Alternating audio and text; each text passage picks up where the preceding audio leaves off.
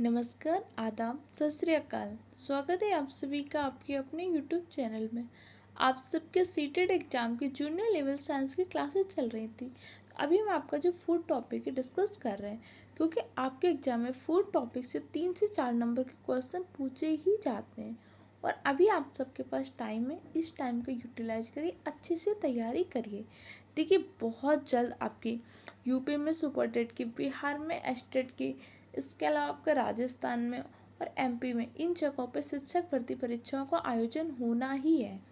Actually 2024 में लोकसभा का चुनाव है। अब 2024 में लोकसभा चुनाव से पहले गवर्नमेंट को भी अपना रिपोर्ट कार्ड प्रस्तुत करना है। और आप सबको पता है कि इस बार बेरोजगारी में कितने लोग परेशान हैं। तो गवर्नमेंट को अगर इस बार अपना वोट बैंक बनाना है तो कम से कम बहुत सारी नौकरियां देनी होंगी। तो इस बार 2023 में गवर्नमेंट हर हाल में वैकेंसी निकालेगी और आप सबको भी अपना घर में रिपोर्ट कर दिखाना है कि मैंने भी अपनी जॉब ले ली। तो बस इसी टाइम का यूटिलाइज करिए। आप सबके सीटेड एग्जाम की जो साइंस कल चल रही है, इसमें मैंने टॉपिक के साथ साथ एनसीईआरटी के जितने भी इम्पोर्टेंट फैक्ट हो सकते हैं उन सारी चीज़ों को कवर किया है। तो ये क्लास आप सबके CTET exam, UP TET exam के लिए, सुपर टेट एग्जाम के लिए, इसके साथ साथ केवीएस और DSSS में बहुत ही हेल्पफुल होगी। या फिर आप जिस एग्ज़ाम की प्रिपरेशन कर रहे हैं उसमें एनसीईआरटी से क्वेश्चन आते हैं तो क्लास बहुत ही हेल्पफुल होगी। ओके, चलिए अपनी क्लास को स्टार्ट करते हैं। एक्चुअली आप सबकी अब व्हाइट बोर्ड में क्लासेस क्यों नहीं हो पा रही हैं? एक्चुअली बात क्या हुई कि मेरा ट्राइपैड टूट गया है और आप सबको पता है कि नया ट्राइपैड लेना अभी इतना आसान नहीं है। लेकिन मैं कोशिश कर रही हूँ कि वही थोड़ा सा सही हो जाए तो फिर उससे क्लास लेना स्टार्ट कर दूँ। तब तक के लिए आप सब ऐसे मैनेज कर लीजिए। जल होता क्या है? तो जल एक आपका अकार्बनिक यौगिक है। कई बार आपको ऑप्शन में डिफरेंट टाइप के पोषक तत्व दे देगा, कार्बोहाइड्रेट दे देगा, विटामिन दे देगा, प्रोटीन्स दे देगा, जल दे देगा। तो पूछेगा इनमें से कौन सा अकार्बनिक यौगिक है या इनमें से किसमें कार्बन नहीं पाया जाता। तो आपके जल में कार्बन नहीं पाया जाता। और जल से आपको कितनी कैलोरी ऊर्जा मिलती है? जल का ऑक्सीकरण से कितनी ऊर्जा मिलती है? जल के ऑक्सीकरण से शून्य, कोई भी ऊर्जा नहीं मिलती। लेकिन हमारे पोषक तत्वों में जल का महत्वपूर्ण योगदान है। भोजन के पाचन में, अपशिष्ट पदार्थों के उत्सर्जन में जल की महत्वपूर्ण भूमिका होती है। मानव शरीर का 60 से 70% भाग जो होता है आपका जल से मिलकर बना होता है। इसीलिए कहते हैं जो अपनी डाइट लेना उसमें जल की मात्रा का बहुत अच्छे से ध्यान रखना होता है। जल हमारी बॉडी का ताप नियंत्रण भी करता है। जैसे बहुत ज़्यादा गर्मी होती है तो क्या होता है, पसीना निकलता है ताकि टेम्परेचर मेंटेन रहे। तो जल ताप नियंत्रण का भी काम करता है। इसके साथ जल क्या करता है, पाचन, परिवहन व उत्सर्जन में भी सहायक है। ये पॉइंट आपको सुपर टेट एग्जाम में भी बहुत हेल्प करेंगे। ओके, जो थोड़ी सी तबीयत अभी सही नहीं चल रही है और ऑफलाइन में भी इस टाइम पे मेरी क्लासेस ज़्यादा चल रही हैं। आपको पता होगा कि इंटरव्यू में, केवीएस इंटरव्यू में मेरी क्लासेस चल रही थी। इसके अलावा वीडियो जो एग्जाम हो रहा है उसमें मेरी क्लासेस चल रही हैं। तो थोड़ा सा बिजी भी हूँ, लेकिन आप सबकी मैं क्लासेस ज़रूर लूँगी। ओके, जल की कमी से क्या हो जाता है, निर्जलीकरण। कई बार कहते नहीं कि वाटर की कमी हो गई, तो कई बार एक्स्ट्रा उसे ग्लूकोज दे रहे होते हैं क्योंकि जल की कमी से निर्जलीकरण हो जाता है। जल का रासायनिक सूत्र क्या होता है, H2O जल का रासायनिक सूत्र होता है। 2 हाइड्रोजन के 1 ऑक्सीजन के अणुओं के संयोग से जल का निर्माण होता है। अच्छा बताइए, D2O क्या होता है? D2O ड्यूटेरियम ऑक्साइड, जिसे हम भारी जल कहते हैं। भारी जल की खोज किसने की थी? यूरे तथा वॉस्पर नामक वैज्ञानिक ने भारी जल की खोज की थी। भारी जल का प्रयोग किस में करते हैं?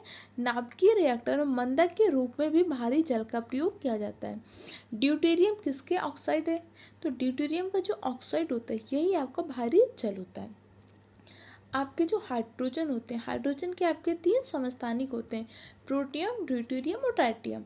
यही ड्यूटेरियम का ही जब ऑक्सीकरण करते हैं तो हमारे भारी जल का निर्माण होता है। ओके, आगे देख लेते हैं। कुछ हम खनिज लवण के बारे में डिस्कस कर लेते हैं। जब मैंने आपको भोजन के पोषक तत्व बताया था, मैंने बताया था ना, कार्बोहाइड्रेट, प्रोटीन, फैट्स, विटामिन, खनिज लवण, ये सब क्या होते हैं, भोजन के प्रमुख पोषक तत्व होते हैं। ओके, कोई भी पॉइंट समझ में नहीं आ रहा हो तो आप कमेंट सेक्शन द्वारा पूछ सकते हैं। ओके, अगर आपने इससे पहले की क्लासेस नहीं देखी तो चैनल की प्लेलिस्ट में जाकर देख लीजिएगा। चैनल में नए हो तो चैनल को सब्सक्राइब कर लीजिए।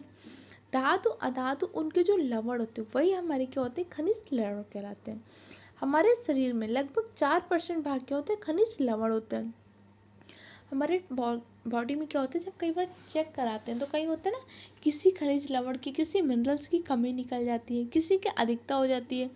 कई बार कहते हैं ना आयरन की कमी हो गई, या कई बार कहते हैं फॉस्फोरस बढ़ गया, कई बार कहते हैं भाई आयोडीन की कमी होगी। इस तरीके से आप नॉर्मल रूप में जब रिपोर्ट पढ़ते हैं किसी की तो ऐसा सुनते हैं ना, क्यों कमी हो जाती है, किन किन तत्वों की हो जाती है, इसके बारे में डिस्कस करते हैं। सबसे पहला आपका मिनरल से आयरन, लोहा, यह हमारे हीमोग्लोबिन के निर्माण में सहायक होता है। अगर हीमोग्लोबिन की कमी हो जाती है तो क्या हो जाता है, एनीमिया नामक रोग हो जाता है। हीमोग्लोबिन में क्या होता है, हीम एक प्रकार का वर्णक होता है, जबकि ग्लोबिन आपकी क्या होती है, एक प्रकार की प्रोटीन होती है।